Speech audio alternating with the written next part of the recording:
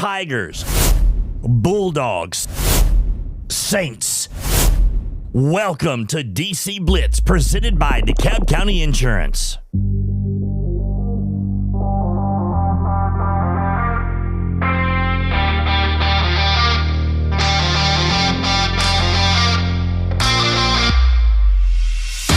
Hey, good morning. It is Saturday. It is time to Blitz. DC Blitz presented by DeKalb County Insurance. We got a full panel this morning. Tom alongside Kelly, Coach, Casey. We got fresh homemade cinnamon rolls. Some of us are nice and full, but, Kelly, you're spoiling us with all this good food. This is your Christmas present. Okay. Well, I knew there was something to it. I knew there's a string attached, but we'll take it. Hey, good food is always good for me. Y'all are also my guinea pigs. Oh, I got you. Jake doesn't eat anything sweet, so everything I make, I'm like, does it taste good? So your husband says, go try it on them. If it don't kill them, I'll eat it. There you go. Hey, does this mean we have to buy you a Christmas present? No, you do not. Okay. I caught that hint. Casey, I'm right there with you. Casey, your mere presence is Christmas present enough for all of us.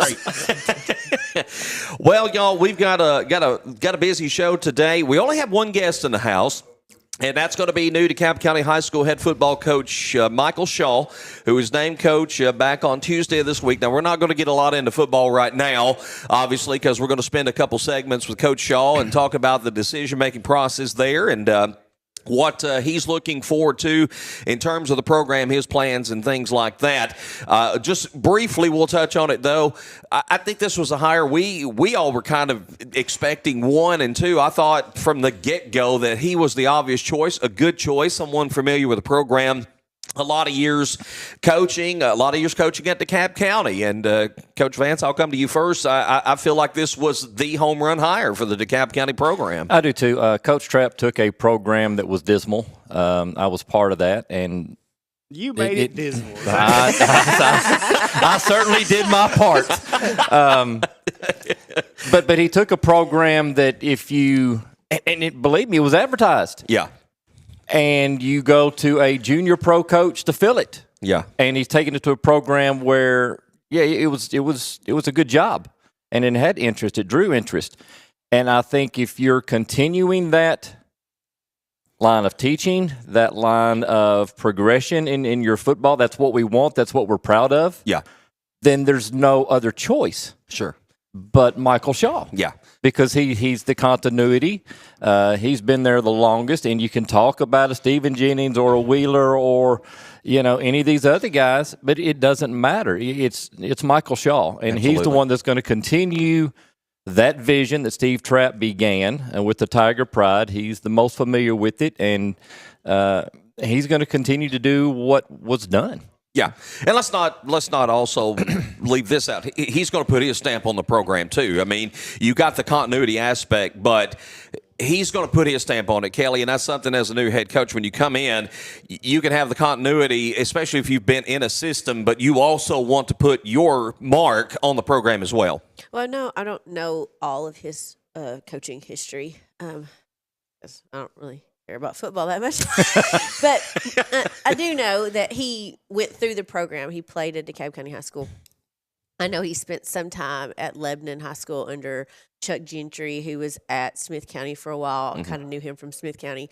So, and Chuck runs a really good program down at Lebanon. And so I think it's really good. It's a really good option for DeKalb because you've got somebody that went out of the system and gleaned some things that worked really well for Lebanon. And then he came back and he's worked with Coach Trapp. And I imagine that Coach Trapp took some of the things. I'm sure he has been able to give some things. And so I think we'll see some, like you said, his stamp on it. But I still think he'll do some of the things that he really drew him back to DeKalb County. He'll keep that with what Coach Trapp is. And I'm sure he'll ask Coach Trapp a couple times, hey, how'd you handle this? Because that's being a smart coach. You use, I still go, when I was coaching, I would ask Coach Braswell things. I'd ask my dad more than Coach Braswell, but because I saw him more, but you go and ask, you get opinions because learning from other people will make you better. Casey, you're, of course, the dad of a player. For the players, familiarity. I mean, you keep a coach that's been in the program, in the system, somebody that, I mean, again, there are going to be changes, but it's not going to be a drastic overhaul. Do you think that's something that these players, it will be a good thing for them to have that continuity? Sure. Well, yeah, they all respect Coach Shaw, and I think they're all excited to play for him. So as far as that goes, that's the easiest transition you can make. He's probably going to run the same type of things that's been run before, and at least, especially on defense. And we'll make some tweaks on offense, I'm sure, but it won't be anything where they have to just go learn how to play football again. We'll get more into football, like we mentioned. We've got Coach Shaw here in the house. He'll join us for a couple segments here coming up, starting around 9:20. Basketball, my goodness, we got a lot of basketball going on. It feels like we're just cramming games in right before the Christmas holiday. For like the middle and west school teams, most of their schedule is going to be over with once we get through the Christmas break. In fact, Kelly, I think for DeKalb West, they have 2 games next week, and they've only got 2 games after the Christmas break. Is that correct? Sounds about right. Yeah, well, the girls have picked up a game. When Tucker's Crossroads girls team dissolved, only the boys got to play. Southside, who played in our Best of the West tournament, they reached out to me a few weeks ago. I forwarded it on to the athletic director and the coaches. And so when Southside has to play Tucker's at their place in January, I think it's January 8th, we didn't have a game. The DeKalb West girls are going to go and play the girls. So the girls are going to get to pick up a game. So I think the girls will have 3 games after Christmas. And the girls will have 2 games after Christmas, and the boys will have 2 games after Christmas. Okay. You said the 8th because I've got West playing at Trousdale. No, that's been Trousdale had to cancel that game. We're playing at Trousdale this week. Monday. On Monday. I'm glad people let me know these things. Well, Trousdale got a new principal. Trousdale's principal went to the high school, and the new principal came in, and he made him cut back his schedule. Wow. And so that was one of the games that they cut was Trousdale. And let's see, they play Tucker's, and like I said, the girls go to Southside. And it seems like there's another game, but there might not be. Okay. We'll get clarity on all this, and, of course, we'll have all the information on our Blitz Facebook page once we get updated. West boys, they've won 4 games in a row. They kind of hit a little lull there toward the end of November, 1st of this month, but now 4 in a row. 21-point win yesterday over Smith County. What about Aiden Garza? 27 points yesterday. He's been playing like a maniac. They've had the stomach bug run through the team, and he was actually out of school on Thursday, and so he came back yesterday. Smith County just didn't really have anybody that can match up with him. Of course, Smith County has hit. They've lost a couple. They played on Thursday, turned around and played again Friday. Not very much rest time, but they did not play as well as they played us at their place. Their coach said they just haven't been playing really well right now. But they didn't have anybody that can match up with Aiden, and Lucas was out. So Aiden became the person to take it to the basket, and that's what he did. I don't care if you're playing the School of the Blind. You score 27 points. That's pretty good. 27. And, he's been in double figures. 3rd game that he scored 20 or more this season. He's been in double figures in 11 of their 12 games this year. And I know you've talked about all the work he's put in the offseason and Coach Fox working with him and all that. And it's paid off. It's definitely showing. He is, and he's a good kid. Of course, he's a boy, and you still want to – you want to shake him sometimes. But he is. He's a really good kid. That's him and Lucas are probably the 2 go-to players on that team. And then, Grady comes in and does a good job ball handling. And Bentley Watley, he had a really good week shooting the floor. And then they've got Jackson Dunaway. And so they've got a good group, and they have some reserves. I know yesterday, John Michael Bird came in and played with Lucas being out. So I think, I'm not mistaken, those are probably the only ones that played yesterday. Yeah, I think Coach Cantrell said that only 5 players played. There's 5 starters. Yeah, she didn't sub any yesterday. So, yeah, he did well. Absolutely. Just a great win for them. And again, so they will go to Trousdale on Monday. That will be a change on our schedule that I'll try to get that corrected before the schedule drops tomorrow, but it will be at Trousdale County coming up on Monday. Middle school basketball teams, they have been hot of late. Girls and boys have won 3 in a row. For the girls, the month of November was a little bit rough. They dropped their last 4 games in November. Man, they turned a corner, too. They won 3 straight. They had scored 43 against Cannon County. Last Thursday, the first time they had scored 40-plus this year, they put 46 on Cumberland County this past Wednesday night, and that was the largest win of the season. Matter of fact, the Lady Saints at 46-25. Talk about somebody who's been playing red hot lately, Aubrey Fusen. For the Lady Saints, has elevated her game, Kelly. She's been playing exceptional for Coach Patterson. I've seen her play, I think 2 games I've seen her play, and she is very aggressive, but she's very strong.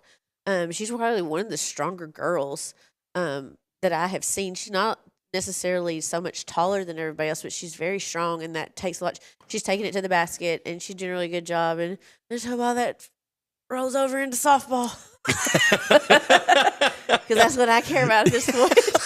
Don't get hurt, in Don't other words. Hurt. Yeah.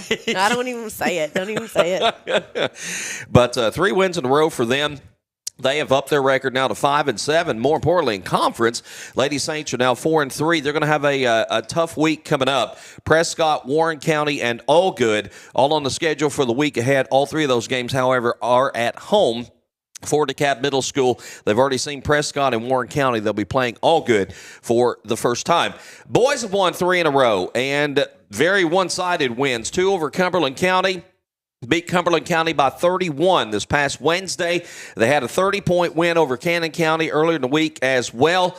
And something that stands out to me, you know, we've been seeing Brantley Brooks and how well he's playing, and Landon Holmes have been good all around. Landon's scoring has picked up for the Saints, and that's been, I think, pivotal for them. And then I think you're starting to see some of these players settle into roles. You know, Logan Guard, we've talked about. Logan does a lot of the dirty work. He can score the basketball, but, you know, he's a presence. He's getting your rebounds. He's doing a lot of dirty work.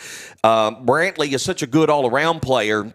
Skylar Harriet, to me, kind of a jack of all trades, is just kind of almost a silent cog that does so many things well. I like this team, Coach. You know, this is a team to me that's got so many good, talented players, and I know these 3 games they've won in a row, a little bit lesser competition than the Avery Traces of the world, Prescott and all that.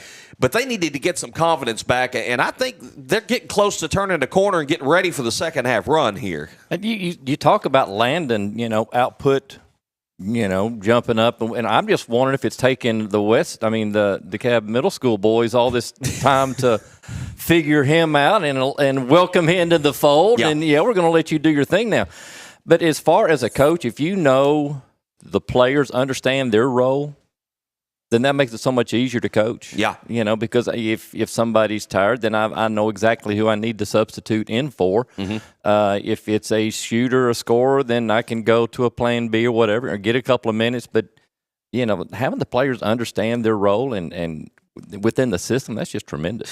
Going back to that game on Wednesday, 4 players in double figures. This is how balanced they've been here lately. Holmes had 12. Kate Gordon had 11. Skylar with 11. Brantley Russell had 10 points in that game. In fact, Brooks only scored 4, but again, Brantley, when he's not scoring, he's doing all these other things. 6, 7, 8 steals tonight. I mean, he's getting it done on the defensive end of the court.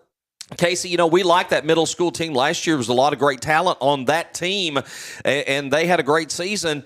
This team, to me, has a little more edge than that last year. Do you feel that way about it? They have better basketball players than all around than what that team did last year. I mean, when I say basketball players, I mean true basketball players. Yeah.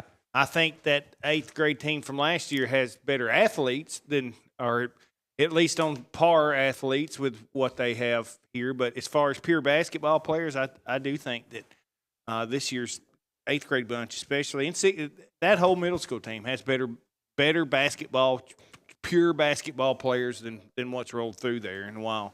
Now, you know, obviously this is the weak part of their schedule, this the last couple weeks that they've had. So the real test starts Monday when we see Prescott again. Yep. That's going to be a true sign of where this team stacks up. going forward into the postseason this year. Because let's not forget, their goal is to go all the way this year. It's not to bow out in that tournament like they did last year. But you're going to have to go through Prescott again. You're going to have to beat Warren. Warren County's not a district opponent, but you don't want to lose to Warren County twice in 1 year. All Good is the team that we don't know as much about. I believe All Good will be the weaker of the Putnam County teams this year. But then you turn right back around and you've got Avery Trace sitting there again. So, Avery Trace is going to run this district, it looks like, this year. And be the best, you got to beat the best. They're going to be They're going to have 18 days off, though. And Kelly, you've coached junior high level, 18 days, and then you go to defeated. That's your get it back together game before you have Avery Trace or All Good and then Avery Trace on back-to-back nights, no less. I think that's where you're going to see what I'm talking about this team being better basketball players than what they had last year. They had that same big break last year, and it was a struggle, man. It was like going through grease or something, trying to get back going at those first couple games. I look for this team because they're better basketball players. I look for this team to be able to jump back into that a lot quicker. But You're right, that layoff, man, it's a killer. Well, and I don't understand some. I mean, some of this, it's not their fault. But some counties, districts, whatever, they have all their stuff over before Christmas, and you don't have this big O break. But then TMSSAA decides not to do their tournament till February. So, I mean, you can't go 2 months and not play. Well, but you even look at their conference tournament is January 20th through the 30th. Well, then the sectionals is not till 1st of February, and I don't understand why they don't go ahead and play this the end of January. In the state tournament should be over by the 1st of February. When did TMSSA change that? It's always, I think it's kind of, as it's gotten bigger. So why aren't coaches scheduling with that in mind, that we're going to play fewer games in November and December, and then we're going to load up? Because you can't get people to play you in January, and they don't want to. They're worried about the snow. I'm like, well, we got more snow in February than we do in January. We are a hotbed of snow here in Middle Tennessee. But in the past few years, we have. I mean, we have been. We've gotten all our January games got snowed out, and you're trying. You either lose them or whatever. I don't know. I have a lot of things about that. Well, that's what we do here, Kelly. We talk sports. Well, I was just thinking about it. I really wish that TSSAA could do this. Now, they're not going to do this because it's all about money. They don't care about the kids. They honestly do not care about the kids. They care about how much money they can make, which is wrong. But they need to have all of their seasons over before another season starts. I agree with that. You should not have football running into basketball. You should have basketball running into baseball. Now, I don't know how you do soccer. Other. Well, but I mean, other.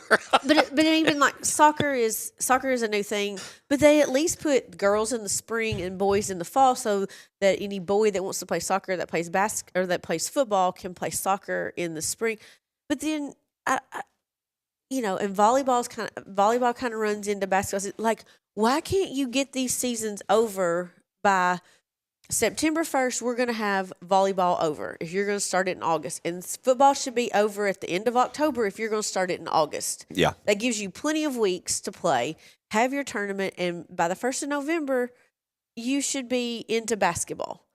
These poor kids that want to play more than one sport, they never get a rest time. Mm-hmm. They never get, besides the 2 weeks in June and July, they don't get any time off.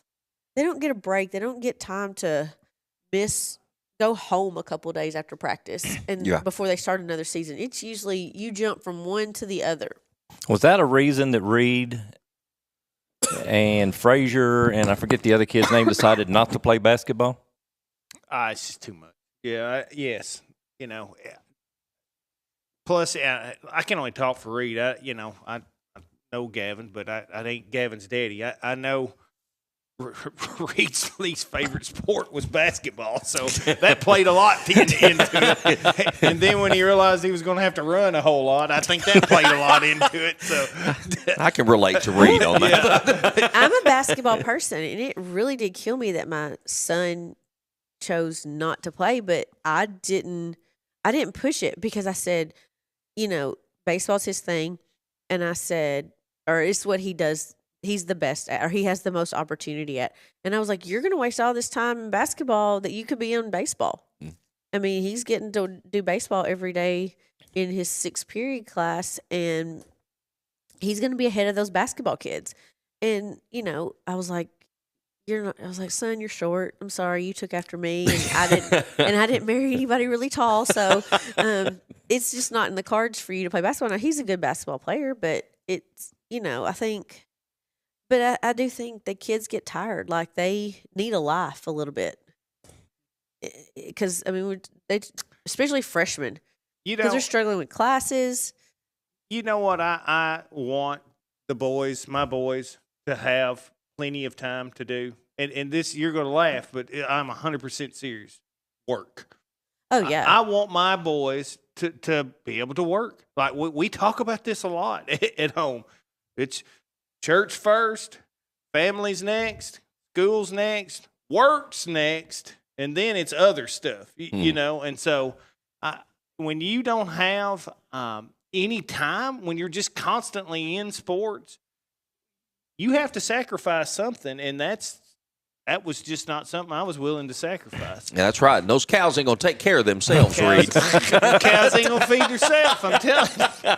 All right, we'll have more basketball coming up in the last segment. When we come back, though, we've got new DeKalb County High School head football coach Michael Shaw in the house. He's going to spend a couple segments with us. Stay with us. It's DC Blitz presented by DeKalb County Insurance. At DeKalb County Insurance, we proudly support our local sports teams, always rooting for the Saints, Bulldogs, Tigers, and Vols. And off the field, we're here for our community too, helping you understand your Medicare options with care and clarity. We're not affiliated with Medicare, but we're here to help you make informed decisions by finding the best plan that fits your healthcare needs.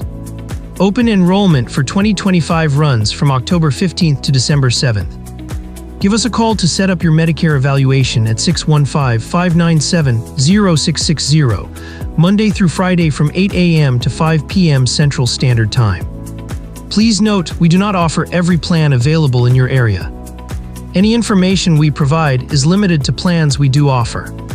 Go to Medicare.gov or call 1-800-MEDICARE to get information on all of your options. Prompt, professional, and courteous healthcare services. That's what you find when you visit Good Health Family Clinic, 414 East Broad Street in Smithville. When you're on the go, you can't afford to be sick. The staff at Good Health Family Clinic is committed to getting you back on your feet and feeling better as soon as possible. They are locally owned, so you know you're being helped by people from right here at home, who you know and trust. Good Health Family Clinic accepts most insurances and is currently accepting new patients. Call to schedule an appointment, 615-597-4432. Good Health Family Clinic. Your family's good health is our mission. Smithville FBC is proud to support DC Blitz and all DeKalb sports. We have a place for you to call home on Sunday mornings and Wednesday night. We have nursery available. Pre-K through 5th graders are welcome to join Faith Kids. 6th through 12th graders are welcome to join FBC students, and everyone's outside of that is welcome to join all of our adult ministries. We meet Wednesday nights at 6, and Sunday morning small groups begin at 9 with worship at 10. Join us at Smithville FBC. It's a place to call home. Home Services is your trusted partner for comprehensive excavation and septic solutions. With a combined 30 years of experience, our team of skilled professionals deliver reliable, high-quality work for both residential and commercial projects. We understand the unique challenges of Middle Tennessee's terrain and provide customized services. From basic excavation to complex septic system installations, we have the expertise and equipment to handle jobs of any size or complexity. Put us to work for you. Home Services, 615-597-6287. In the heart of Smithville, by the tranquil waters of Center Hill Lake, one name stands out in real estate: Lake Homes Realty and the Tony Luna Group. With over 25 years of experience and a track record of over $100 million in local sales, Tony Luna is the expert you can trust. Whether you're selling your cherished home or seeking that perfect lakeside retreat, Tony's commitment ensures you'll get top dollar for your property. Call 615-210-9522 and take the first step towards your real estate success. Liberty Auto Glass and Calibrations has served the Upper Cumberland area as a premier auto glass shop since 2011. Located at 1620 South Jefferson Avenue in Cookeville, our business offers chipped glass repair, glass replacement, windshield repair, and much more. Plus, on-site service is available. We also offer free mobile installation. We look forward to assisting our customers with any and all windshield repairs. For all your auto glass needs, stop by Liberty Auto Glass and Calibrations. Phone 931-979-7339. At Love Cantrell Funeral Home, we understand that this life is a journey filled with highs and lows. Just as every game has its final whistle, so too does every life have its final moment. When that time comes, Love Cantrell Funeral Home would love the opportunity to earn your trust. We provide compassionate care and professional services to fit your family's financial needs. Love Cantrell Funeral Home has been a proud sponsor of all DeKalb County athletics for over 65 years. Love Cantrell Funeral Home, where love is not only in our name, but also in our services. Care makes for better banking. It's what turns transactions into trust and customers into neighbors. At Wellworth Bank, we see the people behind the numbers, the families building futures, the dreamers starting new journeys. We believe care should come standard because you're worth it. You always have been. Wellworth Bank. Care in common. Ranger brake offers made in the USA, assembled in the USA, and world-sourced brake lines so that they can meet all levels of market demand. That helps them maintain a good, better, and best approach to giving customers the options they need to succeed with ease. Ranger Brake has a second-to-none qualifying process which ensures each and every product is certified before it's actually sold in the USA. By providing qualified products that are tested in the USA, Ranger Brake is doing their part to keep it safe out on the roads. Ranger Brake, proud supporters of all DeKalb County athletics. Smithville Church of Christ invites you to come worship with us. Smithville Church of Christ believes that God is a relational being who exists as Father, Son, and Spirit. That human beings have a created likeness to God which makes each of us eternally valuable. That salvation is the free gift of God, received through faith and expressed through confession, repentance, and baptism. That personal transformation, a process initiated by God's grace, gathers momentum as our will is increasingly brought into alignment with God's will. Come visit Smithville Church of Christ any Sunday or Wednesday night as we study together and worship our Lord. For 20 years, Southern Landscape Supply has been serving DeKalb County and the Upper Cumberland with everything you need to keep your lawn looking its best. From grass seed and fertilizer to top quality mowers and tractors, we've got you covered. And when it comes time for maintenance, our full parts and service department is here to keep your equipment running strong. Whether you're tackling the backyard or the back 40, trust your hometown experts at Southern Landscape Supply. Southern Landscape Supply, 611 Rich Froning Way in Cookeville.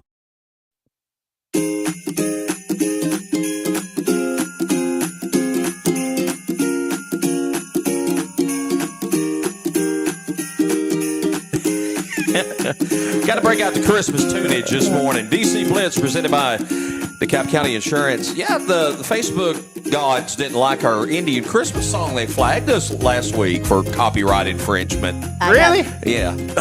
Our church got flagged too last week. I'm just like, ignore. Yeah. Funny enough, though, if we had just sung that, we would have sounded just like that. I wonder if they would have flagged us. They'd pull the whole thing down. It'd been show's over. We want to welcome this morning the new head football coach of the DeKalb County High School football team, Michael Shaw. We only get to say this about every 20 years, so it's kind of a big deal. It's a very big deal. Coach, it's good to have you. I asked you this just a few moments ago. What's his first week on the job been like for you? Well, thank you for having me, first off, and it's been a whirlwind. With the press conference on Tuesday, and then just I've had so much support from guys I've coached with and former players and former teammates and friends and family, and just it's been wild the first couple days. So. When did you know for sure you had the job? I knew. He's not at liberty to say that. I was offered the job on Monday. Yeah. And accepted Monday. So Did you, from the get-go, once Coach Trapp resigned, did you know that you wanted the job, you wanted to have a shot at it? Yes, sir. When he had told me that, there was a couple sleepless nights. When he had told me that, and I kind of, was like, oh, this is really about to happen. I think we're about to really jump head first into trying to get this job. And, it was a couple sleepless nights. And then that week, it was a rough week because, I knew before that last game, and just trying to, I really wanted to make sure that we were prepared and won and at least did the absolute best that we could to make sure that night was a good night. So it was a very high stress situation, especially going into that game. And I'm just glad that and the kids they really put on a show that night. Did. So, but yeah, as soon as I found out, I was, all right, here we go. It's time, Something kind of walk us through the mindset. How do you prepare? You're going to interview and all that, and you want your best game plan together. And I know you want to go in there and be real, but you also want to, strategically have everything kind of in place. How did you prepare for the interview process and some things? Kind of walk us through that process to get ready to sit down and tell how you want to direct this program. Well, I've always kind of had an idea of how I would run a program. And obviously being with Coach Trapp so long, a lot of the stuff that he had done was great and needs to stay and will stay. But obviously I have my own ideas and interpretations of things. So, but just sitting down and I spent a lot of time just writing stuff down and, over the years, just I've kind of been in charge of the off season. As far as the weight room and trying to instill some leadership stuff into the guys through the weight room and the off season program. Right. So, I've kind of been preparing for this moment, whether it be here at DeKalb County High School or another opportunity somewhere else. Yeah. So I had an idea, but I just sat down and, what are we going to do here, and wrote it down, and what do we need to do here, and where does this group lack a little bit? Where can we maybe improve a little bit in the guys? So just, and then I put it all together and went down and sat down with the interview, the selection committee. But yeah, I mean, it was a few weeks talking to some former, not former coach, but guys I used to work with and that I knew had interviewed before, and talked to Ben Johnson. He's my brother for sure. But talk to him and getting some ideas from him, and him being a former principal, and hey, if I was going to sit down with you, what would you be looking for and stuff like that. Right. So he gave me a lot of really good ideas and pointers on what to make sure I put in there. We need to lure Ben back to DeKalb County. I'm going to ask one more question. I'm going to turn it over to this crazy crew here. But you mentioned the other day during the press conference that you've always had envision in mind to want to be a head coach. You've been coaching, I think, since 2010. What point did you feel like you could say to yourself, I'm ready to be a head coach, be it here, be anywhere? And I think you'd even mentioned you've had some interviews at other places in the past, but at what point do you feel like in your career you could say to yourself, I'm honestly ready to be a head coach? I don't know that I would even say that now that I'm ready. But the last probably 5 years, I've part of the reason I came back to DeKalb County was because Coach Trapp needed an offensive line coach. Sure. And I've never really coached offense. Yeah. And I saw he needed help, and I called him one night and said, hey, I see you need an O-line coach. I know I've never coached offensive line before, but that I'll do the best I can. And So I wanted to get in on the offensive side a little bit and focus more there. Yeah. So having a couple years of that under my belt, and then just like I say, learning that side of it, and then really kind of taking ownership of the off season, as far as some of that stuff goes. And, the last 3, 4 or 5 years, I guess I've kind of said, hey, I think I'm ready to go, and, scared to death, but I'm ready to step out there and do it. Yeah.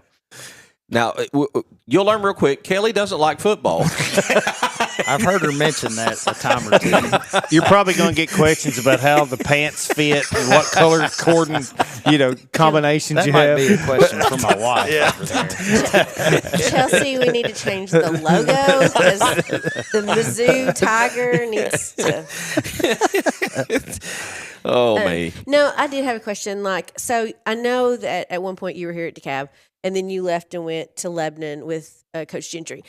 How did you end up in Lebanon with Coach Gentry? Well, at that time in my career, I was, I liked being at DeKalb County, but I was wanting to, is there something else out there? Can I test myself or anything like that? And through some mutual friends, and I've known Coach G for many years. We didn't necessarily cross paths at Cumberland, but we were close enough to each other that we had some mutual friends. And, when I heard he got that job, I talked to him and talked to some other guys, and I got an opportunity to go coach at the highest level in Tennessee in 6A football. And that's kind of where we went there. I had just gotten married, and Chelsea's she's been working in Lebanon for, I don't know, 15 years at that time, or 10, however long it was. So we were, it seemed like a good opportunity and a good fit at the time. Mm-hmm. And, being there and coaching with Coach G and all those guys, and just, I got to prove to myself that I was capable of coaching at that level, and, seeing all kinds of different talent levels and different things like that. But, they say you're always going to find your way home. Yeah. And a few years later, that's what happened. Well, that question was leading to my real question. So I know that you said you saw that Coach Gentry got the job and that you reached out to him, like, do you have an opening? Has anyone reached out to you wanting to come to DeKalb to help you with this team?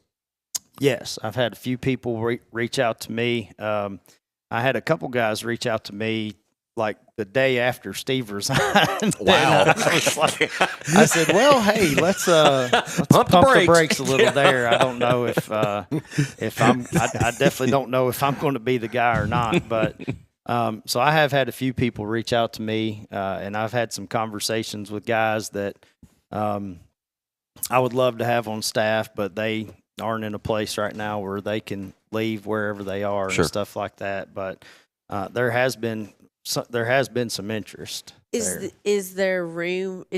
Has the administration said there's possibility room to bring on? Because most of the times those are teachers. Mm-hmm. Is there room to kind of bring on some help? Because they all talk about that there's not enough football coaches. I don't know. There's not. I used to coach 4 games a night, so I mean, but I mean, they've made the same, and we've looked at other counties that have more coaches to individualize some things. Is that a goal of yours? Is to bring on? Because I know it was pretty much you and Coach Trapp and Coach Wheeler and Cross, and that was kind of it. Correct. So Stephen came in, and we had Stephen in, there. Yeah.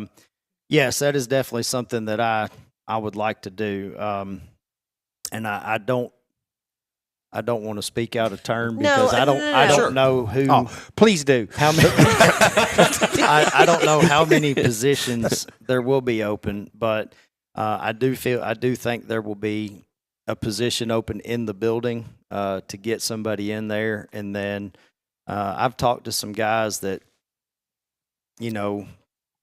may not be in the school that might still be interested and maybe on a part-time role. Mm-hmm.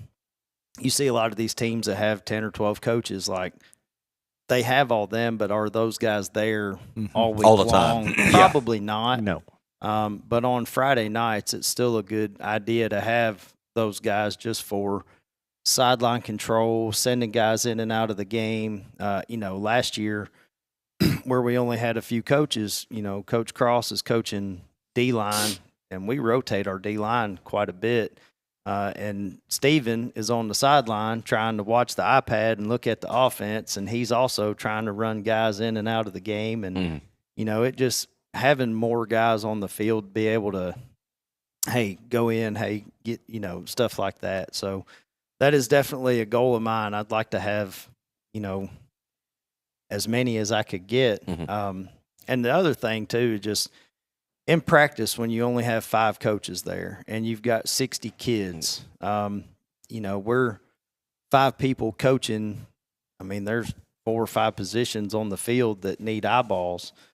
So while we're coaching them, what are the other guys doing? They're back there throwing football or goofing off or stuff like that. And, it's not good for them. It's not good for us. They don't get to improve. Sure. So, the more coaches you have, the more eyeballs you have on them, and you're sitting there and you're saying, hey, you go in, and you can keep all that under control better. I just didn't. I remember. Didn't John Foster help y'all at Lebanon? Yes. And he wasn't even an employee. He had another job. Has admin said, yes, we're open to you doing some of that? Absolutely. That's great. Absolutely. Your turn. Well, Did hang on. I take any of your questions? You did. Before we get to Coach Van, because I know Coach has got several, and Casey's going to as well. Let's squeeze a break in here. Can you stick around one more segment? And Absolutely. Because I'm going to enjoy Coach Vance and you talking, and we'll get that coach-to-coach feel and get all kinds of good nuggets out of that. But Coach Michael Shaw, the new DeKalb County High School head football coach, is our guest this morning. We'll come back more with Coach Shaw after this as you're watching DC Blitz presented by DeKalb County Insurance. It seems like the cost of everything is on the rise, but Erie Insurance can help make sure your auto insurance premium isn't one of them. Avoid rate increases with Erie Rate Lock. Even if you have a claim, your rates won't go up until you change a car, driver, or address. Your Erie agent is DeKalb County Insurance. Get a quote today at DeKalbInsurance.net. Erie Rate Lock is not available in all states. Other conditions and limitations at ErieInsurance.com. Go to ErieInsurance.com for company licensure and product details. Prompt, professional, and courteous healthcare services. That's what you find when you visit Good Health Family Clinic, 414 East Broad Street in Smithville. When you're on the go, you can't afford to be sick. The staff at Good Health Family Clinic is committed to getting you back on your feet and feeling better as soon as possible. They are locally owned, so you know you're being helped by people from right here at home, who you know and trust. Good Health Family Clinic accepts most insurances and is currently accepting new patients. Call to schedule an appointment, 615-597-4432. Good Health Family Clinic. Your family's good health is our mission. Smithville FBC is proud to support DC Blitz and all DeKalb Sports. We have a place for you to call home on Sunday mornings and Wednesday night. We have nursery available. Pre-K through 5th graders are welcome to join Faith Kids. 6th through 12th graders are welcome to join FBC students, and everyone's outside of that is welcome to join all of our adult ministries. We meet Wednesday nights at 6, and Sunday morning small groups begin at 9 with worship at 10. Join us at Smithville FBC. It's a place to call home. Ignite HVAC Electrical and Plumbing is one of the top HVAC contractors in Middle Tennessee, offering both residential and commercial sales, installation, and services. We want to set ourselves apart from the rest of the HVAC industry by providing a seamless experience from your project start to finish. We are constantly improving our skills to continue to meet every expectation for our customers. Let Ignite serve your HVAC electrical and plumbing needs. 615-597-0100. In the heart of Smithville, by the tranquil waters of Center Hill Lake, one name stands out in real estate: Lake Homes Realty and the Tony Luna Group. With over 25 years of experience and a track record of over $100 million in local sales, Tony Luna is the expert you can trust. Whether you're selling your cherished home or seeking that perfect lakeside retreat, Tony's commitment ensures you'll get top dollar for your property. Call 615-210-9522 and take the first step towards your real estate success. Liberty Auto Glass and Calibrations has served the Upper Cumberland area as a premier auto glass shop since 2011. Located at 1620 South Jefferson Avenue in Cookville, our business offers chipped glass repair, glass replacement, windshield repair, and much more. Plus, on-site service is available. We also offer free mobile installation. We look forward to assisting our customers with any and all windshield repairs. For all your auto glass needs, stop by Liberty Auto Glass and Calibrations. Phone 931-979-7339. Just like the excitement of the big game, life is filled with unforgettable moments. At Love Cantrell Funeral Home, we understand that when the final moment comes, you want to honor those moments with dignity and care. Whether you're celebrating a life well lived or finding solace in a time of grief, our compassionate staff is here to provide the support you need. Love Cantrell Funeral Home is a proud sponsor of DeKalb County Athletics through 3 generations. At Love Cantrell Funeral Home, love is not only in our name, but also in our services. Care makes for better banking. It's what turns transactions into trust and customers into neighbors. At Wellworth Bank, we see the people behind the numbers, the families building futures, the dreamers starting new journeys. We believe care should come standard because you're worth it. You always have been. Wellworth Bank. Care in common. Brain Your Brake offers made in the USA, assembled in the USA, and world-sourced brake lines so that they can meet all levels of market demand. That helps them maintain a good, better, and best approach to giving customers the options they need to succeed with ease. Ranger Brake has a second-to-none qualifying process which ensures each and every product is certified before it's actually sold in the USA. By providing qualified products that are tested in the USA, Ranger Brake is doing their part to keep it safe out on the roads. Ranger Brake, proud supporters of all DeKalb County athletics. Smithville Church of Christ invites you to come worship with us. Smithville Church of Christ believes that God is a relational being who exists as Father, Son, and Spirit. That human beings have a created likeness to God which makes each of us eternally valuable. That salvation is the free gift of God, received through faith and expressed through confession, repentance, and baptism. That personal transformation, a process initiated by God's grace, gathers momentum as our will is increasingly brought into alignment with God's will. Come visit Smithville Church of Christ any Sunday or Wednesday night as we study together and worship our Lord.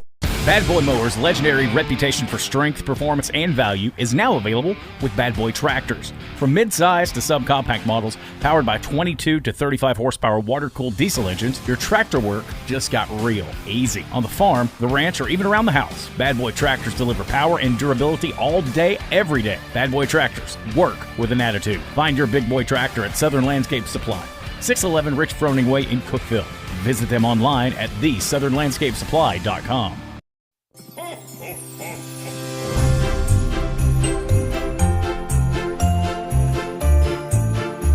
This makes me want to drive a sleigh. Do you have a sleigh? Yeah, don't you? Oh. I thought everybody had a sleigh. I have a sled. Where do you go about getting one of those? Sleighs are us. Okay. Is that in the sleigh district? Yes. Oh, okay. Yeah. DC Blitz presented by DeKalb County Insurance. Joined this morning by new DeKalb County High School head football coach Michael Shaw. We took a little break there because I know Coach Vance has got several questions, and we never know what Casey's going to say, Coach, just to give you a heads up. You've watched the show enough to know that with Casey, he's been around me long enough. He knows my nonsense. Coach, take it away. Coach, I want to go back to the interviewing process just for a moment. And did you go into that interview with some not demands but requests from your perspective? No, I didn't have any demands or requests. It was kind of, I was told like 2 days before when it was going to be, and just kind of said, all right, well, I'll be there, and but I didn't really have any demands or requests. I kind of know the layout, and being here for so long, knew what to expect. And I just, the number one thing for me is I want to win football games. Right.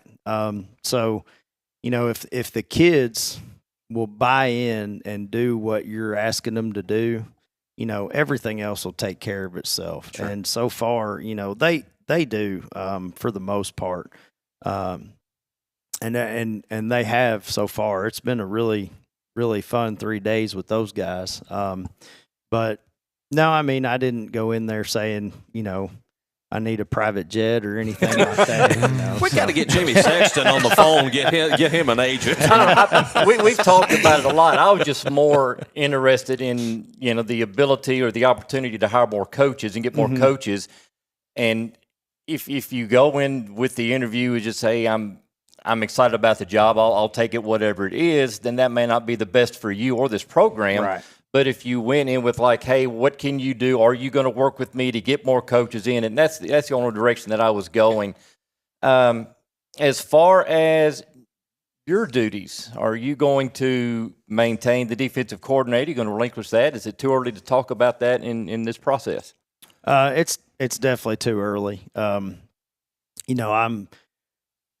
trying to figure out who comes in, and if we get somebody that's a offensive guy, then I can still do defense and they do offense, or we'll have co-coordinators or something like that. If we get somebody that comes in that's a defensive guy, maybe they can do defense and I'll kind of oversee the team and help with offense a little more or something like that. But at the moment, it's really just too early to tell what everybody's specific role will be. Have you had a chance to talk with last year's staff? Yes. And how's that going? Does everybody seem to want to come back? Can you talk about that? Absolutely. I think everybody's on board.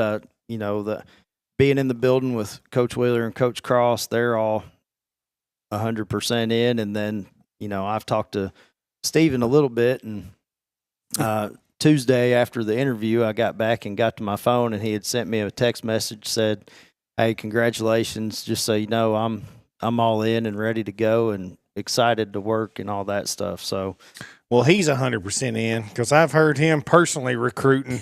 Like he was recruiting my kid, my youngest kid.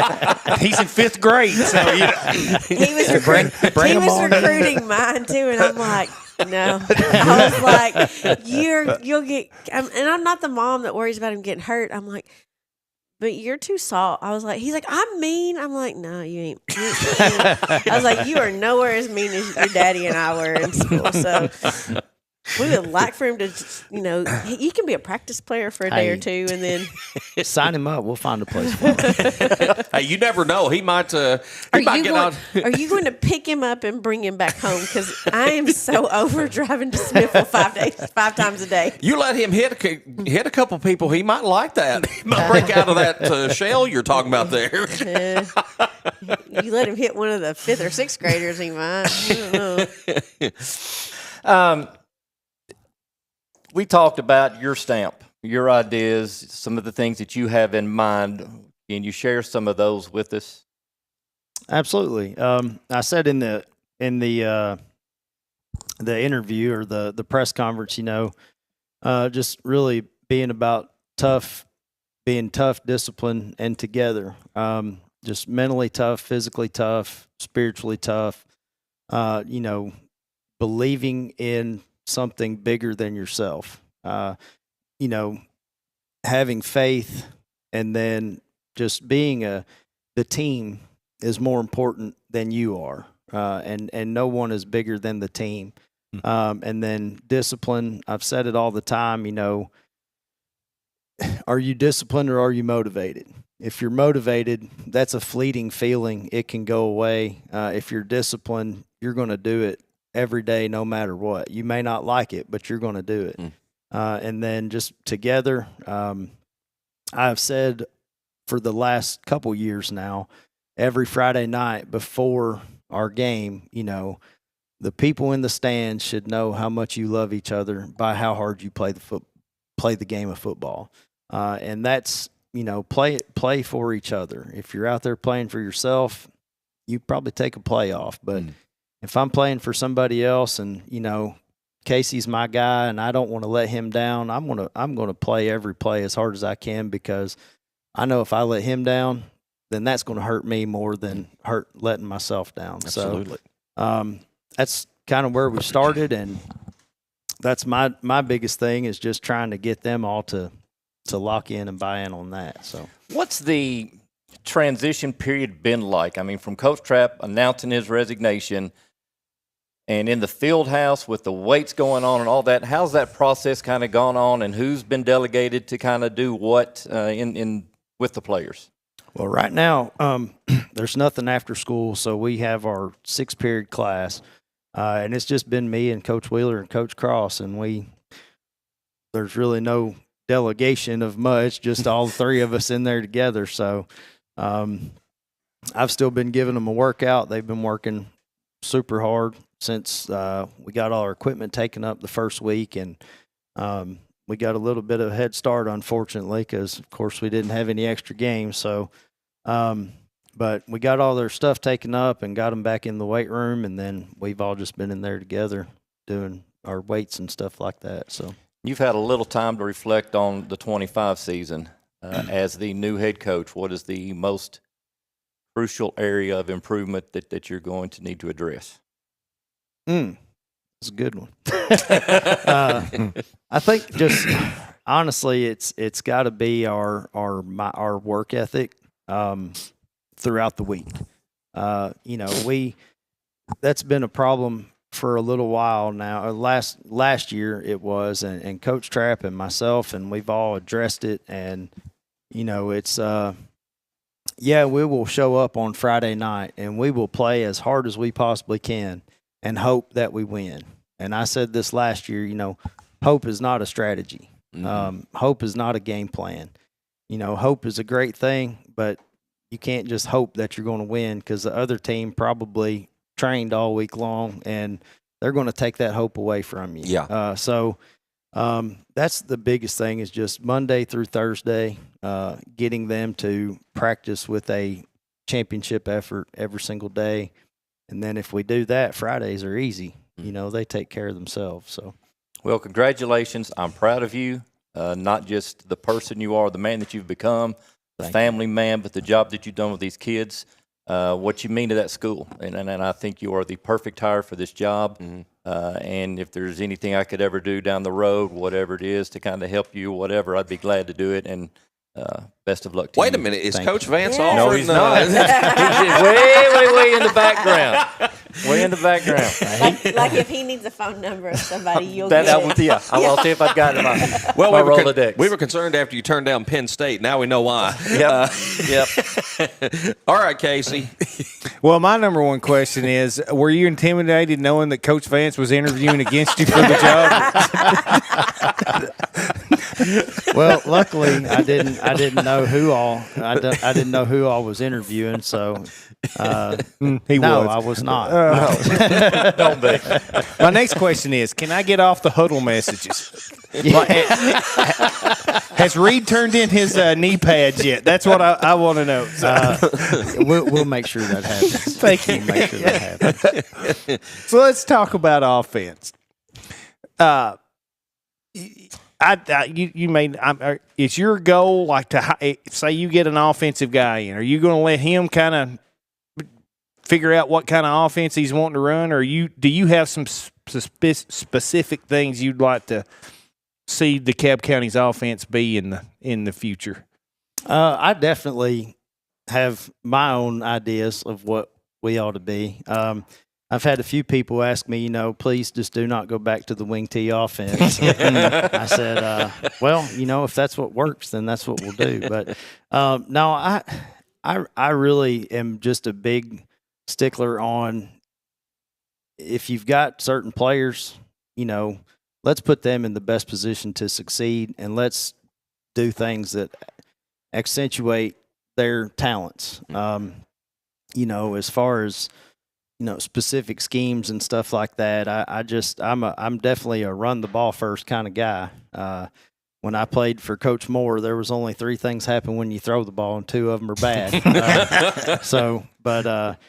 Throwing the ball is necessary. It's all necessary. But I'm more of a, can we formation you and get numbers and get an advantage in the formation, and not necessarily, do we have all these plays that we can run? Let's just do small number of plays, and can we get more formations and stuff like that? But, that's just my initial thought. I haven't had a chance to really do a deep dive into anything yet, but, just. Well, I guess what I was asking, though, is like if you say you hire an offensive coordinator, are you wanting him to run a certain specific thing, or are you going to let him have a lot of input in that? Oh, if I hired an offensive coordinator, then, obviously we would talk and we would work together and collaborate. But, even as a defensive coordinator, I've always told my coach, the position coaches, you are the head coach of that position. We will work together and get the game plan, and you are the one that goes and puts that in. And if you have anything that you think would work better, or we could do better, or they, coach it this way instead of this way, let me know. And then, that's what you're there for. I'm that way because that's what Coach Trapp let me do. He never tried to micromanage defensive at all. It was always, you're that guy. It's your baby, So if I hired an offensive coordinator, it would be their offense. If I hired a defense coordinator, it would be their defense, Now, I may have to say, hey, this works pretty good, but, it's definitely not and I told the assistant coaches, I'm a big guy, collaboration, if we all have an input, we're all going to be able to fix things and do things. At the end of the day, somebody's got to make the decision. But as far as game planning goes, everybody has a say, because on Friday night, they're going to see things that I don't see. And if they don't know what they're looking at, then they're not going to be much of a help. So, but yeah, I think I answered your question. You did great. Yeah. Offensive, defensive line, you're losing a lot. What do you see coming up? Does that affect the way that you're going to have to call offense and defense this year? What do you think about that? Well, we have a lot. I mean, we played quite a bit last year, returning couple guys from the defensive line last year.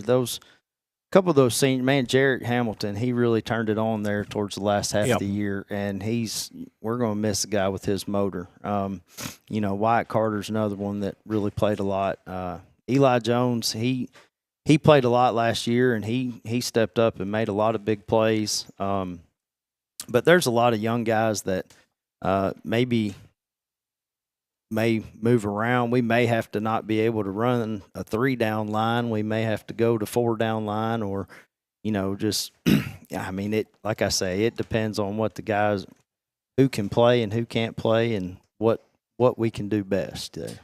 Have you had a chance to meet with the team?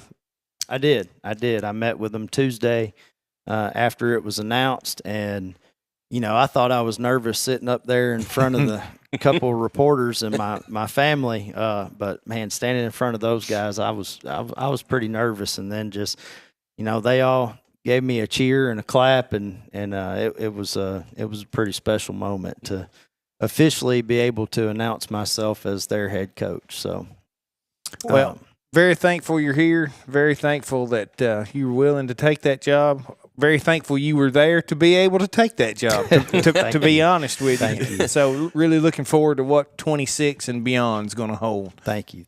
Coach, a couple of things before we wrap up. Sometimes coaches, I think, get, as they say in Hollywood, typecast. We know you as a defensive coach, but as you've mentioned, you've coached offensive line. In your playing days, I think even at Cumberland, you played receiver. I mean, you've got some experience all around the football field. Do you feel like that helps you be versatile in your coaching aspect, that you're not strictly a defensive guy? You've got a good feel for offense too. Yes, sir. As a defense coordinator, you are trying to stop what the offense is doing, and if they get in this formation or they run this play, man, that really causes us problems. So I think knowing that a lot of times has, this formation really gives us fits. Yeah. If I'm in this defense, this stuff gives me fits. So, if I'm playing a team and they run our defense, well, I know what stuff gives them a problem, Sure. and we can really try to take advantage of that. But yeah, like I say, I've been coaching offense. I played offense at Cumberland, and then coaching offensive line, and coaching special teams. I was a special teams coordinator at Lebanon, and you get to coach everybody. Yeah. When you do that, so. And that's a defensive thing and an offensive thing. Kickoff return to me is a run play. It's an offensive play, and you just block down, kick out, and take it to the house. Yeah. So. A couple of very important questions before we wrap up here. Chelsea and AB, are they going to demand that, since our colors are black and gold, that there be a more Vandy look to any of the uniforms? And are they going to require the band to learn dynamite? Oh, wait. I have some things I want to ask you about the band off air, by the way. Okay. So, yeah. No, I don't think they'll demand that. Okay. Chelsea definitely is black and gold is in her color wheel, so that's a good thing. Yeah, no doubt. We had to have some fun with that. Of course, I do have one. I've real quick, if you don't care. Sure. I've talked to all these people, and there's one person I forgot to really mention a lot, and I did earlier, but I owe a lot of thanks to Ben Johnson. Yeah. When I started coaching in 2010, he had actually came to be the defensive coordinator, and he was the one that approached Steve about hiring me possibly. And unbeknownst to me, when my mom passed away, I didn't know this till the night I got married, but my mom had a conversation with Ben about make sure he finishes through with this, and if he doesn't, you need to beat him up. So, I really owe a lot to Ben, and for several years coaching against him when he was at Trousdale, and just being able to use him as a sounding board. And he's probably heard more of my complaints and gripes about everywhere I've been and everything there is. So, but I really owe a lot to him, and thank him a lot for everything he's done. And I've failed to mention him yet, so I wanted to make sure I did that. I hope Ben's watching, because Ben, come back. You need to come back. Bring Nathan. Well, you need to come back. So. Ben's a great guy, and he's been a lot of DeKalb County sports over even though he's gone on to greener pastures. We all think a lot of Ben. So, and Coach, we think a lot of you, and we're glad that you've gotten this opportunity. You've earned it. You worked hard, and we're just looking forward to seeing what the program's going to look like under your guidance. And thank you so much for taking time to be with us this morning. We'll be calling on you from time to time. But anytime. We certainly are just very excited about the future of the program. Thank you so much. Well, thank you. Thanks for having me. Thank you, guys. DeKalb County High School head football coach Michael Shaw has been our guest. We'll come back. We'll talk a little more basketball, and we'll wrap it up with the Good Health Family Clinic Student Athlete of the Week. This is DC Blitz, presented by DeKalb County Insurance. At DeKalb County Insurance, we proudly support our local sports teams, always rooting for the Saints, Bulldogs, Tigers, and Vols. And off the field, we're here for our community too, helping you understand your Medicare options with care and clarity. We're not affiliated with Medicare, but we're here to help you make informed decisions by finding the best plan that fits your healthcare needs. Open enrollment for 2025 runs from October 15th to December 7th.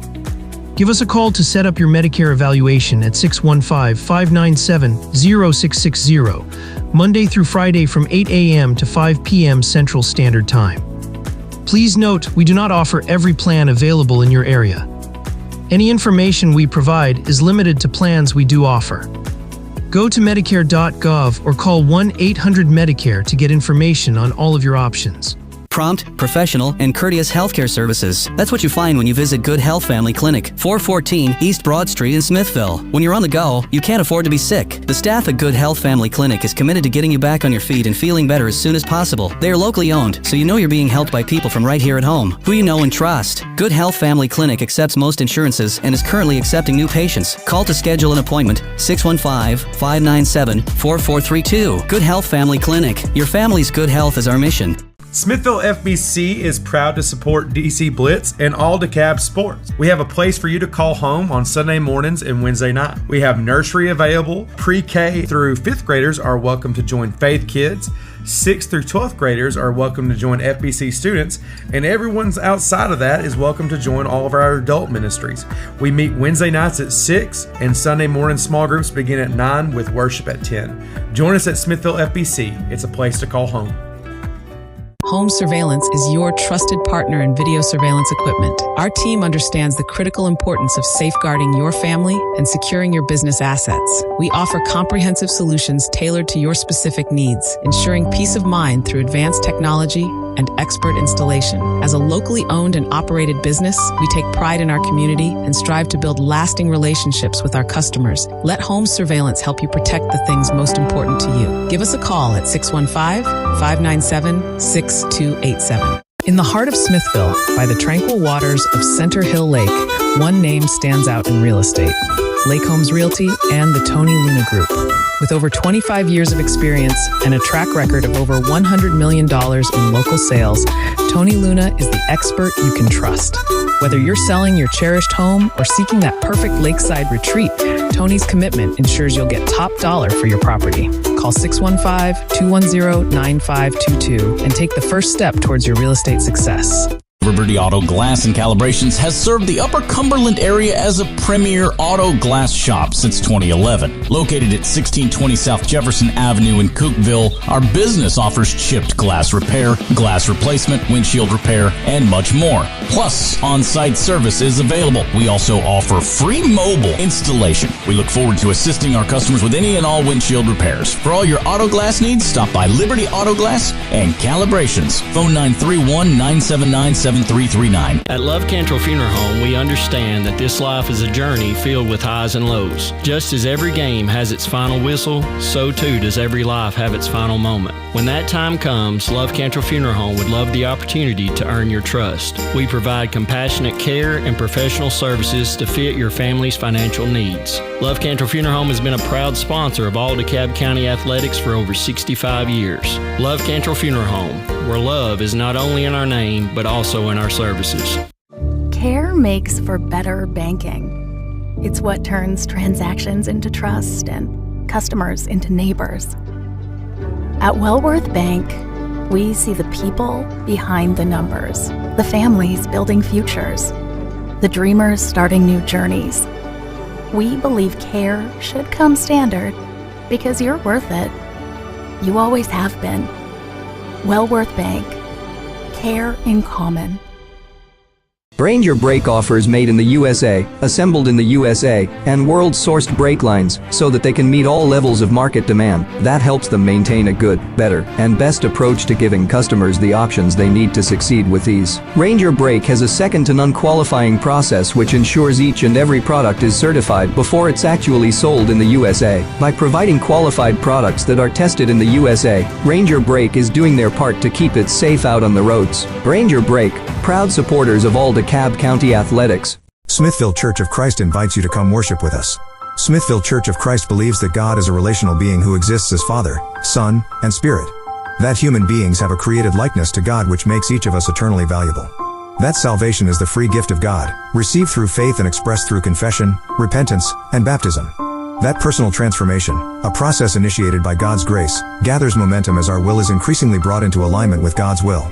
Come visit Smithville Church of Christ any Sunday or Wednesday night as we study together and worship our Lord.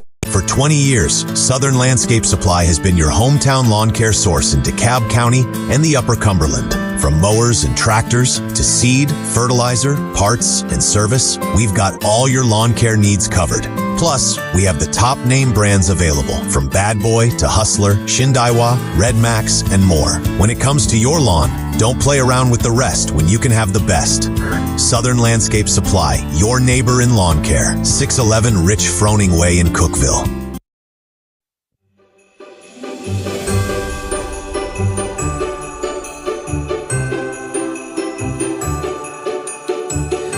Next week on DC Blitz, we will go DeKalb West School heavy. We've got Coach Rihanna Chapman, Coach Megan Cantrell, their assistant coaches, and some players coming to be with us. It'll be West School Saturday. Kelly's excited about West School Saturday. You get to see them all again on Saturday. You get to see them all again on Saturday. So be sure to join us. And we'll also we'll have our Christmas wishes and New Year's resolutions for our panel here next week. So we'll have a little holiday fun as well. Be our last show. Mental note. It'll be our last show. And Coach is making a note. He'll have a book. He'll be so prepared for that. Up and correct grammar. And then Casey will come in with something just off the top of his head. Funny enough you say that. Do you see this?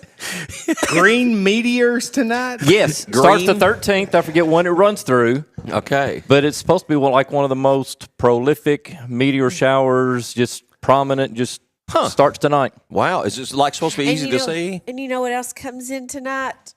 2-degree weather. Yeah, 2 degree. Yeah, So, exactly. yeah. Well, see, I live in major metropolitan downtown. We miss all these northern lights and meteor showers, all that good stuff. The last time Northern Lights came through, I stood out on the porch for about 5 minutes. I was like, too cold for this. Yeah, Saw them last time. I don't have to go out and see them. Everybody puts them on Facebook. This is true. Yes. When is that coming in, the cold weather? Is it late tonight? Yeah. It's late Oh, thank tonight. goodness. We're going to Nate Bargatze this afternoon. Oh, that'd be fun. I don't want to walk around Nashville that cold. I seriously may wear long johns, but we'll see. I like to be prepared for these things. I'm with you. Yeah. Yes, absolutely. So, Coach Shaw, we'll touch on this a little bit before we get back into basketball, but I'm really excited for him. You know, he's paid his dues. He's put a lot of time in. He loves this program. He left it in. He came back to it.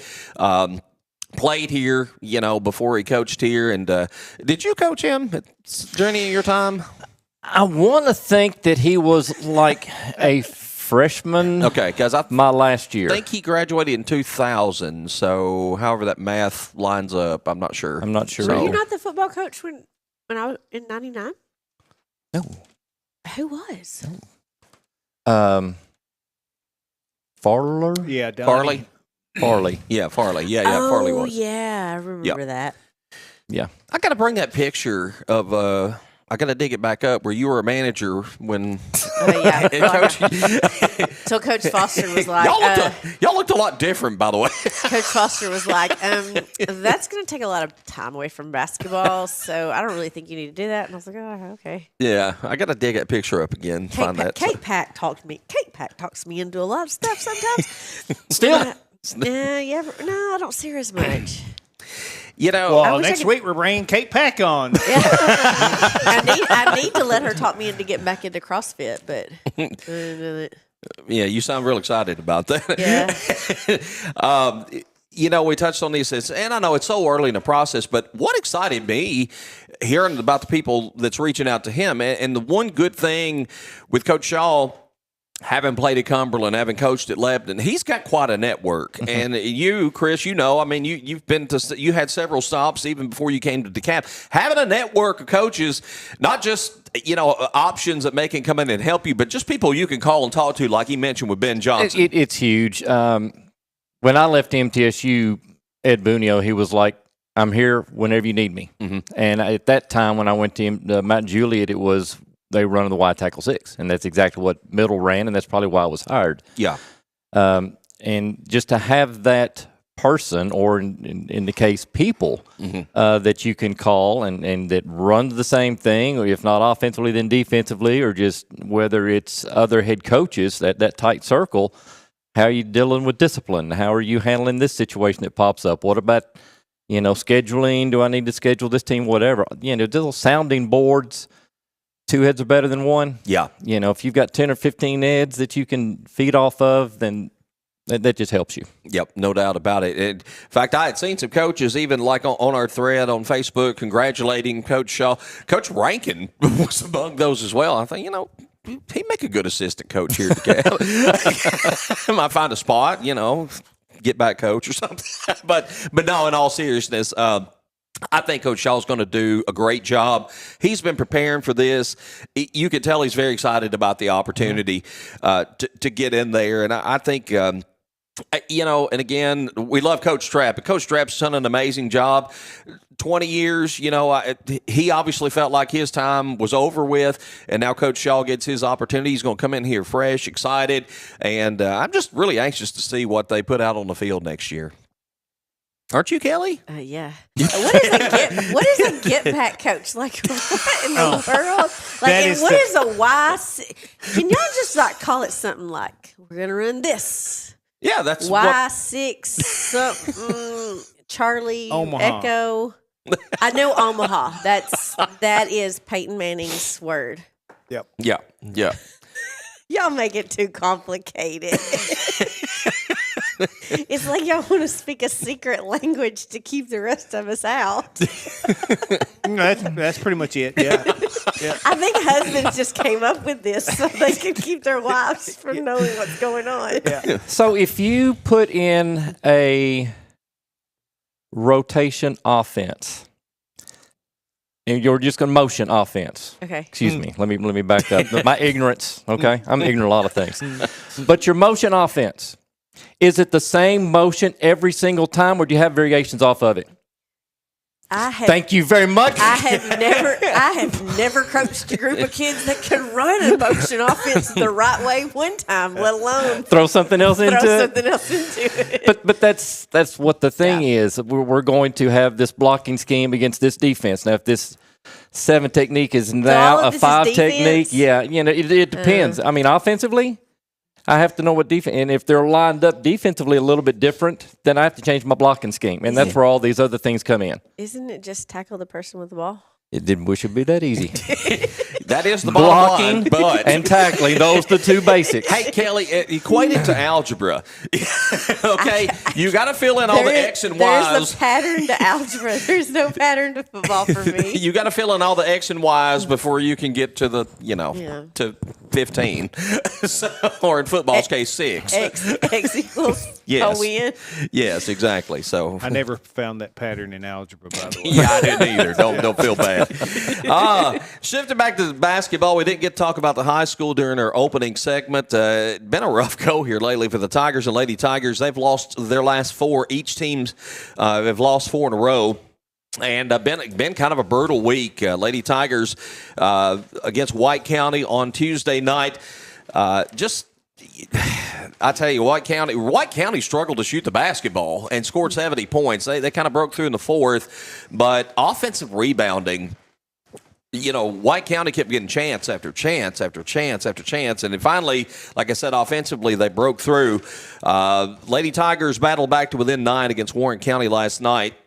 I will say Tuesday night, Chloe Van Vranken was out. She was sick, but back last night. Some of the sickness, golly, it seems early in the season, doesn't it, Kelly, to see as much sickness as we have seen? I don't know. I know there's a stomach virus going around. That's what had hit most of the West School team.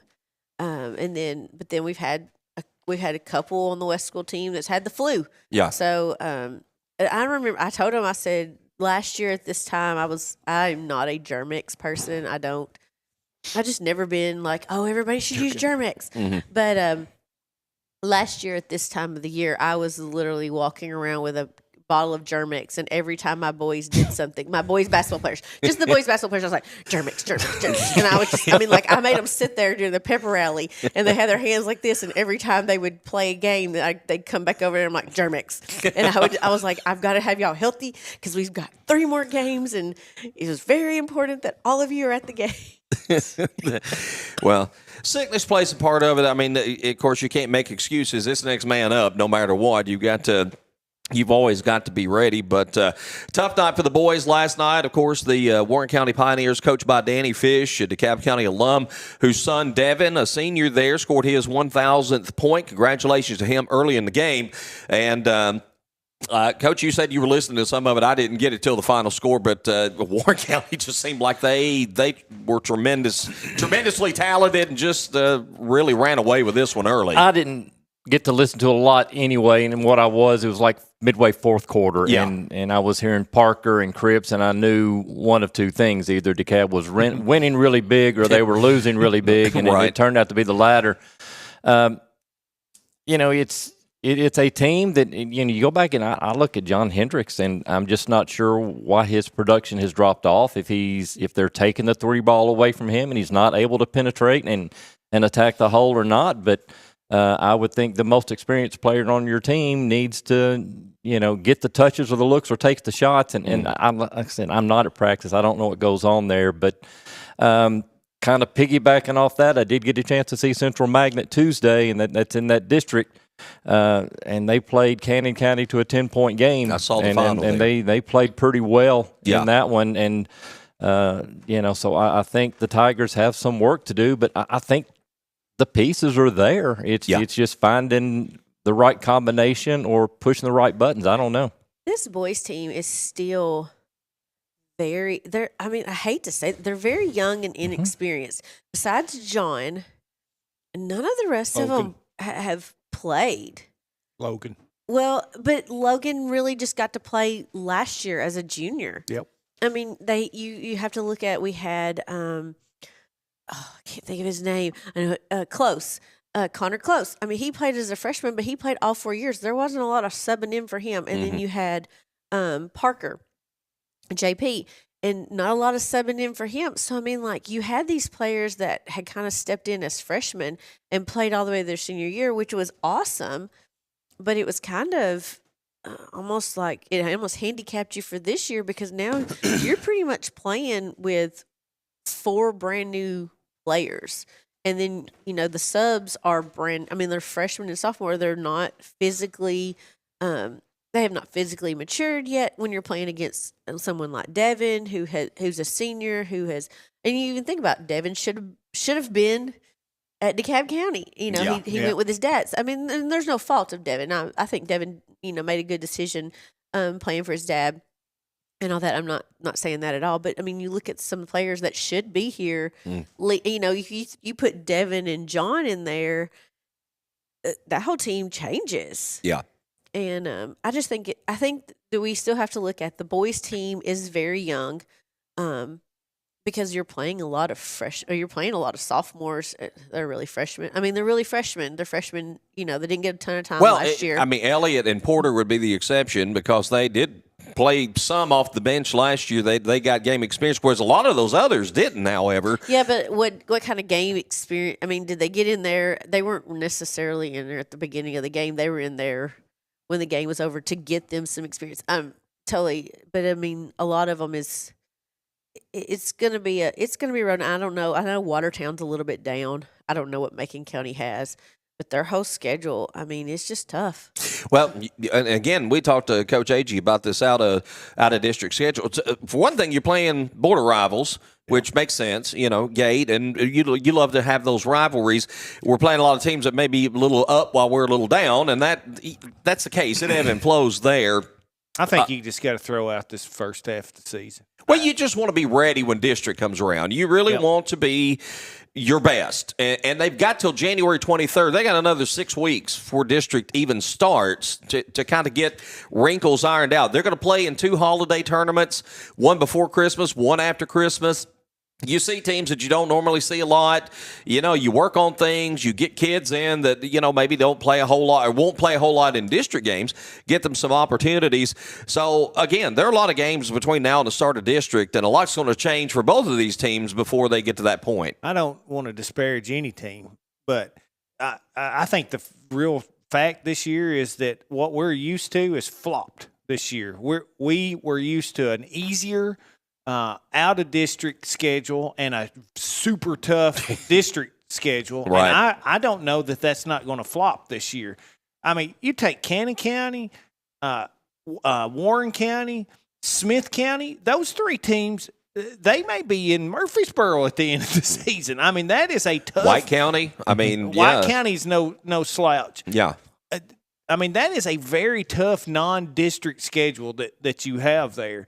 And so, again, I don't know. I just know what I've seen and kind of heard, but I kind of think that maybe that district schedule is going to be just slightly more manageable than what our non-district schedule is. And that's. And I'm sorry. Go ahead. A lot of that is how you have to kind of coach, knowing that. I know one of the first years that I coached high school softball, I went out and played White County. I went out and played Lebanon, and the principal, the admin, he was like, I don't have a problem with you playing these games. He says, but you can't be hard on these girls when they don't win. He was like, because you're going and playing AAA schools as a small AA school.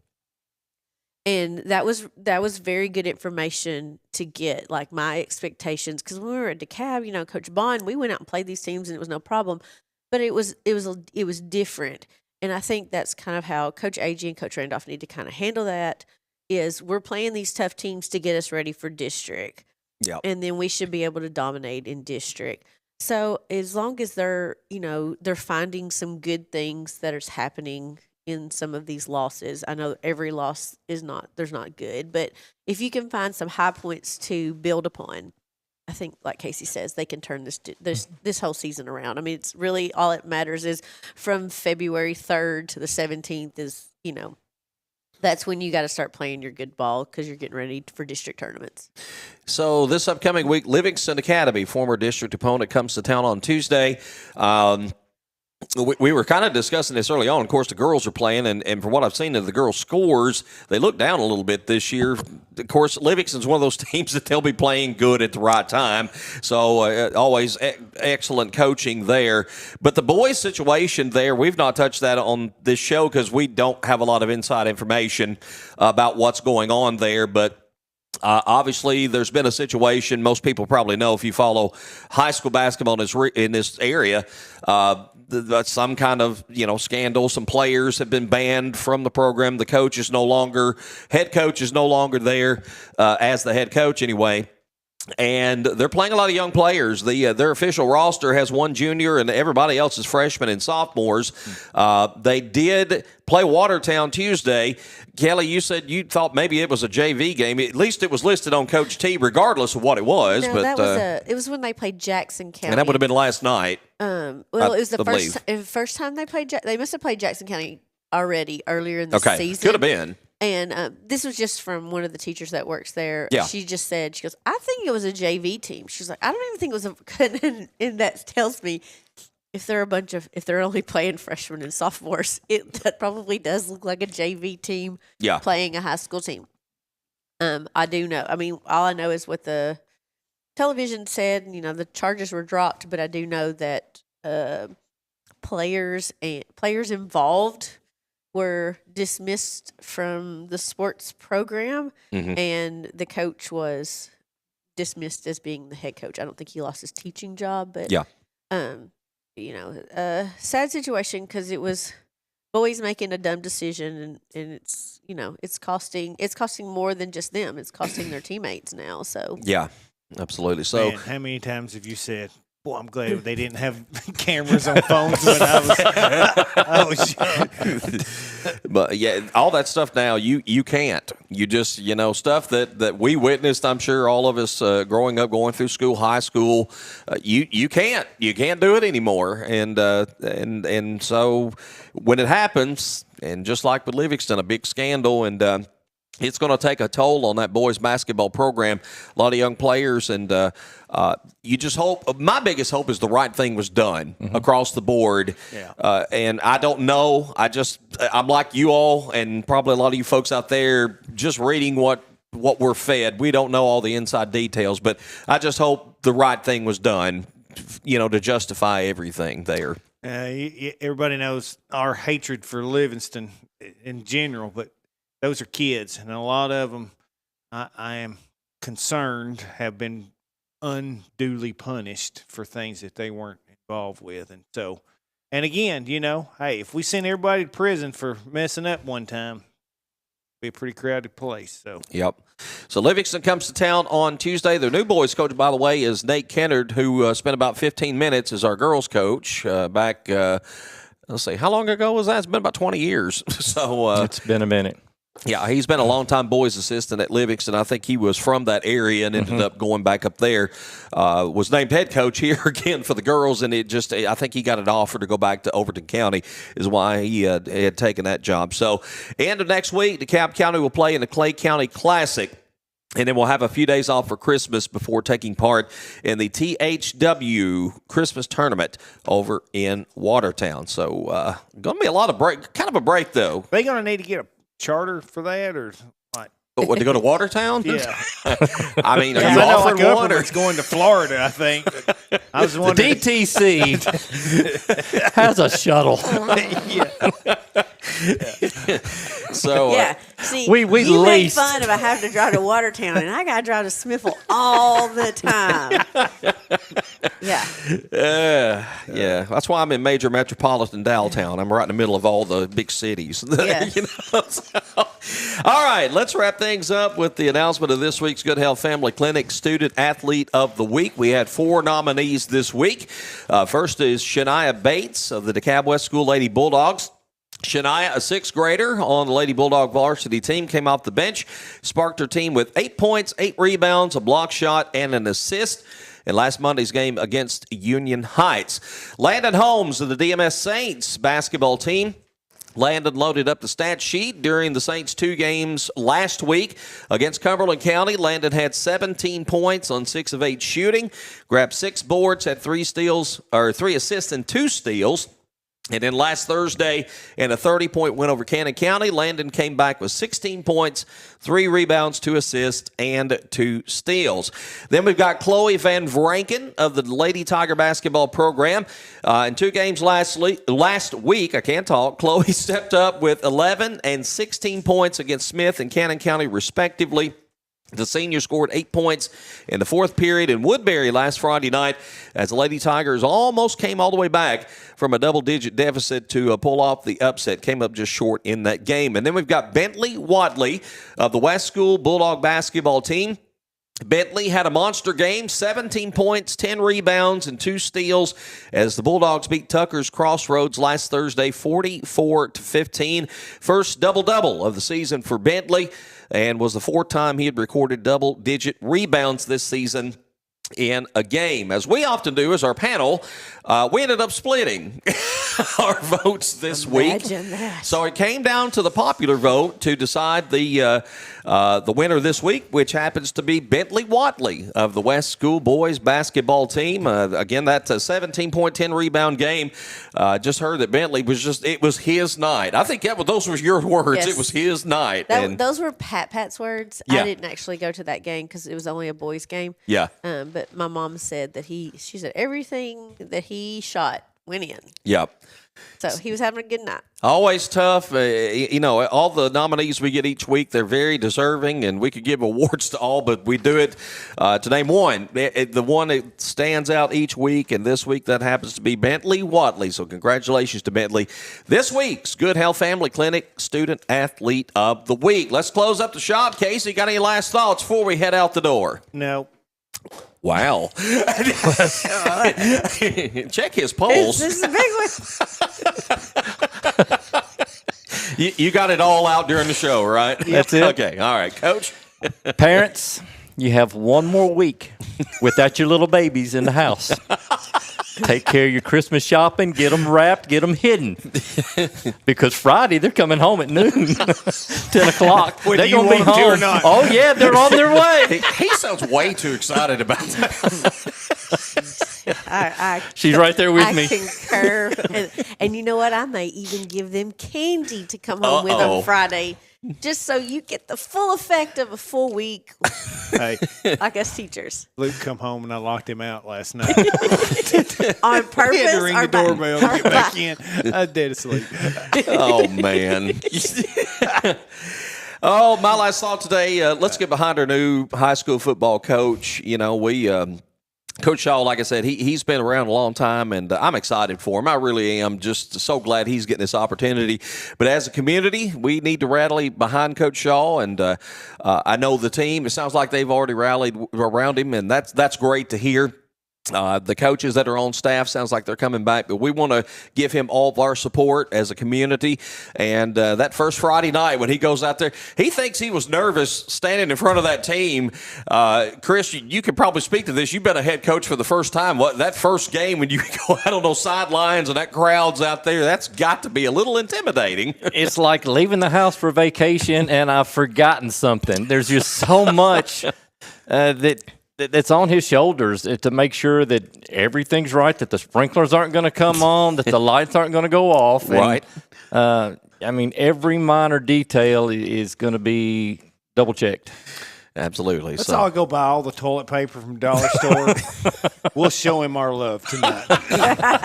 Chelsea might kill you. My goodness, it sounds like he'll make her pick it all up. Hey, come on out. I need somebody to clean these toilets up. That sounds like a you job. Oh, me. So we definitely want to get behind our football coach, and very excited for his opportunity and support our kids always. It doesn't, coaches get beat up on a lot, but love on our kids and support them no matter what. By the way, Junior Pro I think today's the first full Saturday of Junior Pro game, so get your butt out the north side. It is. Yep, so get out there and watch those kids. And there is a thing about, you said get behind your coaches. Coaches can only do so much. Yeah, well, yeah. You got to play. It's not like we get to recruit. You got to play with what you got. So if you're upset about little Susie, you might talk to little Susie and say, did you give all your effort? Because it might not be the coach's fault. That's true. That's true. That little Susie didn't make 3 layups. Well, sometimes with parents, little Susie can do no wrong. You well know. Junior Pro, I'm then glad I you brought invite that you up. out to First Baptist Church, and you learn that we all do something wrong every day. All right, for our producer, Daniel Leslie, for Casey, for Coach, for Kelly, I'm Tom Duggan for the DC Blitz. We'll see you next week. We're presented by DeKalb County Insurance.